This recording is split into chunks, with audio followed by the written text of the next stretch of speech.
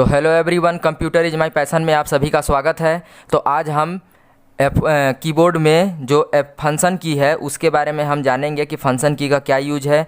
यदि आप कंप्यूटर चला रहे हैं तो फंक्शन की के बारे में जानना बहुत ही ज़रूरी है, क्योंकि यदि अगर आपके मान लीजिए माउस नहीं है, माउस काम नहीं कर रहा है, तो आप कीबोर्ड से भी आप अपने सिस्टम को या कंप्यूटर को चला सकते हैं। तो फंक्शन की के बारे में जानना बहुत ही ज़रूरी है, क्योंकि माउस से यदि हम काम करते हैं तो उसमें हमको टाइम लगता है या समय लगता है। यदि हम शॉर्टकट की ये जान रहे हैं तो वो हमारा काम और भी आसान हो जाता है और जल्दी हो जाता है। तो चलिए फिर हम देखते हैं कि फंक्शन की कौन कौन से F1 से लेकर के F12 तक क्या क्या यूज है। तो सबसे पहला जो हमारा है फंक्शन की F1 में हेल्प। F1 के मदद से हम हेल्प ऑप्शन का यूज कर सकते हैं। जैसे यदि हम वर्ड या एक्सेल कोई भी फाइल खोले हुए हैं, उसमें हम डायलॉग बॉक्स, यदि हेल्प का डायलॉग बॉक्स ओपन करना है तो हम बिना माउस के भी ओपन कर सकते हैं। तो F1 दबाएंगे तो हेल्प जो डायलॉग बॉक्स है वो हमारे सामने खुल करके आ जाएगा। दूसरा हमारा फंक्शन की है F2 का यूज रीनेम। जैसे यदि हमारा कोई फाइल है, फोल्डर है या आइकन है, उसमें हमको नेम चेंज करना है तो उसको हम F2 दबाएंगे, F2 फंक्शन की को दबाएंगे तो रीनेम के लिए हमको ऑप्शन दे देगा, उसमें हम नाम चेंज कर सकते हैं। यदि पहले से कोई नाम दिया हुआ है, अगर चेंज करना है तो F2 दबाएंगे तो रीनेम के लिए दे देगा। तीसरा हमारा है फंक्शन की है F3 में सर्चिंग। किसी भी उसको सर्च कर किसी भी चीज़ को सर्च करने के लिए सर्चिंग ऑप्शन की का यूज करते हैं, सर्चिंग। तो ये F3 दबाएंगे तो हमारे सामने सर्चिंग का डायलॉग बॉक्स खुल करके आ जाएगा। चौथा हमारा है फंक्शन की F4 बहुत अच्छा फंक्शन की है, इसमें काफ़ी सारे ऑप्शन हैं। जैसे पहला हमारा है F4 में इंटरनेट एक्सप्लोरर विंडो एड्रेस को ओपन करने के लिए F4 का यूज करते हैं। जैसे हम F4 दबाएंगे तो इंटरनेट एक्सप्लोरर का जो एड्रेस बार है जिसमें हम सर्च करते हैं वो हमारे सामने खुल करके आ जाएगा, वो हमको हाईलाइट करेगा, वहाँ पे हमारा जो माउस है या कर्सर है वो एक्टिव हो जाएगा। दूसरा इसी में है अल्ट F4 दबाने से जो हमारा सिस्टम खुला हुआ है या कंप्यूटर खुला हुआ है उसको हम शट डाउन कर सकते हैं, और कोई फाइल खुला हुआ है जैसे वर्ड हो गया, एक्सेल हो गया, कोई भी फाइल खुला हुआ उसको क्लोज करने के लिए भी अल्ट F4 का यूज करते हैं। तो ये हमारा फंक्शन F4 हो गया, फंक्शन की में F4। अब F5 है। F5 में यहाँ पे दिया हुआ है F5 में अपने जो सिस्टम या कंप्यूटर को रिफ़्रेश कर सकते हैं, मतलब सिस्टम को अपने व्यवस्थित कर सकते हैं रिफ़्रेश करके। और रीलोड, जैसे हम अगर इंटरनेट चला रहे हैं, इंटरनेट को रीलोड, जैसे कोई भी नेटवर्क नहीं पकड़ रहा है या स्लो चल रहा है सिस्टम, तो रीलोड मतलब क्लिक किए हुए हैं और वो घूम रहा है, घूमते घूमते कुछ समय लगा रहा है, तो F5 दबाएंगे तो फिर से वो रिफ़्रेश होकर के फिर से वो रीलोड लेने लगेगा। और यदि PPT खोले हुए हैं, जैसे PPT का मतलब है पावर पॉइंट में यदि आप काम कर रहे हैं और जो पेज बनाए हुए हैं उसका स्लाइड शो को यूज करने के लिए F5 बटन दबाएंगे तो हमारे सामने स्लाइड शो चलने लगेगा।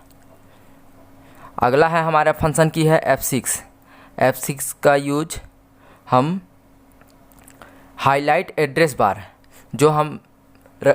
जो भी गूगल या मोजिला फायरफॉक्स या जो भी हम इंटरनेट में ओपन किए हुए हैं ब्राउज़र, उसमें हम F6 दबाएंगे तो हमारे सामने एड्रेस बार को हाईलाइट करने लगेगा।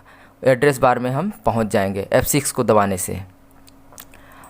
अगला इसी में ऑप्शन है F7 जो फंक्शन की है। F7 का यूज स्पेलिंग चेक के लिए करते हैं। जैसे MS वर्ड में काम कर रहे हैं और हमको कोई भी स्पेलिंग चेक करना है, स्पेलिंग ग्रामर चेक करना है कि सही लिखा हुआ है स्पेलिंग या गलत लिखा हुआ है, तो ये ग्रामर का यूज करता है। तो हमारे सामने स्पेलिंग चेक या स्पेलिंग ग्रामर का डायलॉग बॉक्स खुल करके आ जाएगा, तो उससे हम स्पेलिंग चेक कर सकते हैं कि जो भी वर्ड हम लिखे हुए हैं उसका स्पेलिंग सही है या गलत है। तो उसके लिए हम इसको स्पेलिंग चेक का यूज कर सकते हैं F7 से। अगला हमारा फंक्शन की है बूट मेन्यू F8 से हम F8 फंक्शन की बटन दबाएंगे तो बूट मेन्यू में हम चले जाएंगे। ये बूट करने के लिए, बूट मेन्यू में जाने के लिए F8 का यूज करते हैं।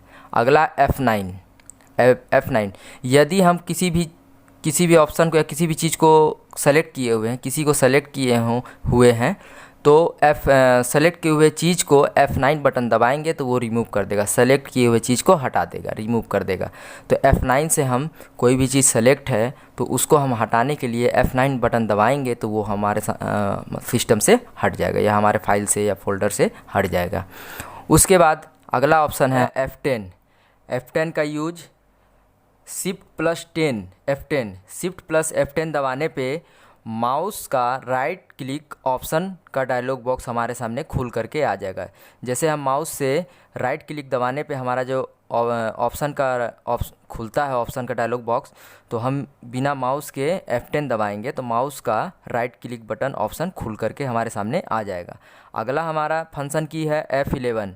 F11 से फुल स्क्रीन, जैसे कोई वीडियो या ऑडियो चल रहा है, कोई भी सिस्टम हमारे सिस्टम में चल रहा है, खुला हुआ फुल स्क्रीन में है, तो उसको आधे पे है तो उसको हम फुल स्क्रीन कर सकते हैं। F11 दबाएंगे तो वो हमारे सामने वीडियो या कोई भी ऑडियो चल रहा है तो हमारे सामने फुल स्क्रीन आ जाएगा।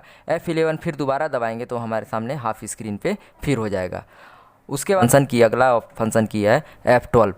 F12 से सेव एज़, अपने फाइल को सेव एज़ कर सकते हैं। सेव एज़ क्या होता है चलिए बताते हैं। सेव एज़ जैसे हम कोई भी फाइल बना के पहले से रखे हुए हैं और उसको हमको किसी दूसरे ड्राइव में रखना है, दूसरे नाम से रखना है, तो F12 दबाएंगे तो हमारे सामने वो जो पहले से सेव फाइल पड़ा हुआ है वो हमारे सामने ओपन हो जाएगा। उसका हम नाम चेंज कर सकते हैं और जो भी ड्राइव या लोकेशन है उसको हम चेंज कर सकते हैं। तो ये F12 के माध्यम से हम सेव एज़ का यूज कर सकते हैं। तो दोस्तों ये था हमारा आज का ब्लॉग, और इसी तरह का वीडियो अगर चाहिए तो कंप्यूटर इज़ माय पैशन से आप जुड़ जाइए, इस क्लास से जुड़ जाइए। आपको रोज़ नया एक वीडियो मिलेगा, अच्छा जानकारी कंप्यूटर के बारे में मिलेगा। तो चलिए फिर हम मिलते हैं अगले ब्लॉग में, एक अच्छे से ब्लॉग में। तब तक के लिए थैंक यू एंड बाय।